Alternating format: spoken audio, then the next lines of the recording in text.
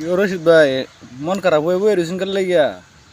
এ ভাই, আপনার যন্ত্রণা, আপনি সবসময় আমার পিছে পিছে ঘুরেন কেটে লিগিয়া। ভাই আপনার আমার খুব ভালো লাগে ভাই। বালা লাগবো, বালা লাগার কি আছে না?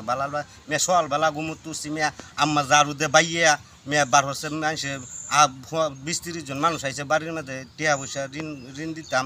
আর আপনি আমি একটু নিরিবিলি বইছে দোকান খায়া আপনি এনে বইছেন মেয়া। ধরুন মেয়া, আপনি খালি পিছে পিছে ঘুরেন মেয়া, ফিসটা সার হয় না। আপনি আমার পিছে পিছে ঘুরেন করে। আচ্ছা তো ভাই আজও বেশি মনটা খারাপ। হ্যাঁ মন খারাপ থাকতো না। মেয়া সকালবেলা ঘুমো তুলতাছি না, ঝাড়ু দিয়ে বাইয়া মেয়া কেটেছি আমার করতে মেয়া।